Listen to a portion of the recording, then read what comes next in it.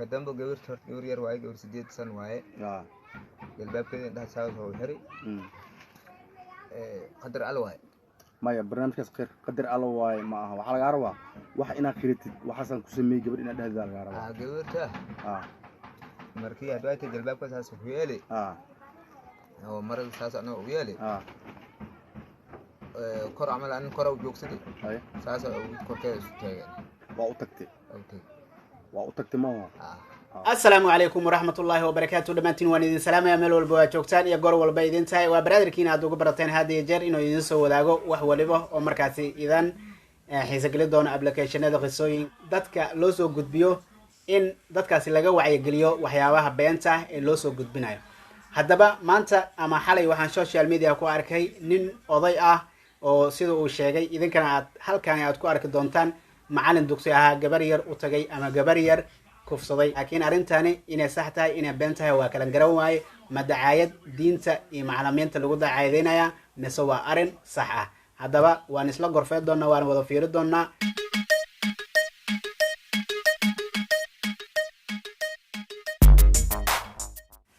daawadayaal markii aan dib iskugu soo noqonay waxaan rabaa fiidiyoga hordhac waa kusoo aragteen haddana inaan fiidiyogii aan idiin soo bandhigo isagoo laba qeyb ah arintani ma arin sax aha ma arin runba aha halkee ka dhacday qofka fiidiyogan qofkan ka duubay halkii ay ka dhacday reerkii ay ku dhacday cidna muusan la soo wadaagin laakiin wuxuu uu soo gudbiyey oo keliya ninka odaga ah ee uu leeyahay gabadhaas ma u tagtay macallinkana uu leeyahay waa u tagay aayadeed gaftay ama aayad quraan ay gaftay sidaasi ayaan ugu tagay ayuu leeyahay marka arinkani ma arin diinta lagu dacaydeynaya ma arin lagu nacsiinayo wadaadada iyo macallimiinta haddaba waxaa ognahay social media maanta wadaado badan in lagu aflagaadeeyo lagu nacaayo macallimiin badanna waa jiraan iyagana sidaas oo kale lagu aflagaadeeyo haddaba arinkani ma dacayad ba mise waa sax fiidiyogan isla daabanayna ama labadan kaliba ayaan isla daabanayna kadibna waan isku soo noqon doonaa insha Allah اسمع حسب عيانا اليوم أكمل عدد اسمع أكره جرا ما شاء الله waxaa lagu soo eedeeyay inaad gabar yar oo adiga ardaydaada ka mid ah inaad farax xumeysay lagu soo eedeeyay arinkaas maxaa ka jira arintaas gabarto aniga farax meey gabar dugsi ku jirta aheeday dugsigaaga ma dhiganaysi dugsiga hoose aad iheesi waa gartay عايد ويل بفين حديد ويل يوم للمكذبين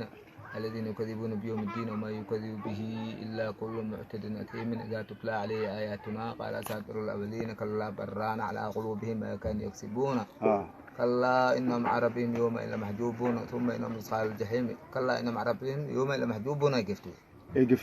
قفتي المهن حل ظهر إذا بدي صح وإذا دعيت عنانتي ما عرفت قلال ورهي والعناني صح عنان أقول مقدفني صح لكن كستوى قلقول جلباب كذا ما عرفت ساس لها دعيتين مرة أو وحيد لكن كستوى قلقول جلباب كذا ما عرفت ساس لها دعيتين مرة أو وحيد جلباب كان مضح وقلوبتي واقرت كدب محاسن ميس كدم أوه كدم جور ير واي جور سديد سن واي جلباب كذا ده ساس هو حري قدر الواي maya barnaamijkaas qeer qadar alla waaye ma aha waxa laga rabaa wax inaad khiritid waxaasan ku sameeyay gabadh inaad dhahdaa laga rabaa gabarta markii aad waaytay jalbaabka saas u yeeli oo maral saas ana u yeeli kor amal aan kor u joogsaday saas oo korkeeda isu taagay waa u tagtay ma okay hadda fiidiyoga laga duubayo ma lagu qasbi wax jug ma lagu geystay mise adoo maskaxdaada degan tahay aad duubta halkan ma lilaa ana xal alxamdulillah waqtan nimini xilli ana iminka damba ma aragtay mas'uul aqbale qawaasidi salaadii isdukada cashali keen saxdi wax dhib ma lagu geystay sida aad igala daabateen labadan kaliib halka ay ka dhacday iyo gabadhii ay ku dhacday reerkoodii cid og ma jirta qofkani fiidiyoga ku duubay ninkoodaga ah wuxuu weydiinayaa oo kaliya in uu u tagay gabar ardayad uu ahaa macallin uu ahaa ama gabadha ay ahayd ardayad 8 jirna ay ahayd aayad quraanana in ay gaftay dabadeedna sidaasi ayuu ugu tagay waliba wuxuu yiri waa kor istaagay ninkan ayaa yiri ma u tagtay asigana wuxuu yiri ha ayuu yiri haddaba arintani ama fiidiyoga nin la wado ee meediyaha la shaacinayo ma arin saxba halkee ka dhacday yee ku dhacday reerkii meeyay ninka ma la qabtay intoo jooga arintii oo dhan ninkaasi cidna muusan la soo wadaagin haddaba haddii ay arintan jirto oo aad og tahay ama aad taqaano xaafadii ama meesha ay ka dhacday bulshada waa la soo wadaagi kartaa si arinkani uu u noqdo arin cadeen u ah. haddii loo waayo wax cadeen ah, tani waxay ku tusaysaa in ummadda soomaalida ah ay meel walba ka burburtay, loona soo jeestay tookadani in macallimiinta dugsiyada wadaadada in lagu aflagaadeeyo. haddaba waxaa ognahay soomaali badan oo qurbaha ku nool qarashna ku qaata in ay diintoodii iyo soomaalinimadoodii dib ugu soo laabtaan, ay aflagaadeeyaan ummadii. dadkaasna waa dad markii ay diinta ka baxeen kusoo qaada qandaraas in inta harsan ee soomaalidana ay u xumeeyaan diinta, sida qur-aanka ay caanayaan, ilaah bay caanayaan, ilaah baa wax walba ka nasahan, ilaah bay caanayaan, nabigii bay caanayaan sallallahu alayhi wasallam. wax ay dhaafayaan ma jirto, wadaadadii soomaalida ayay aflagaadeynayaan.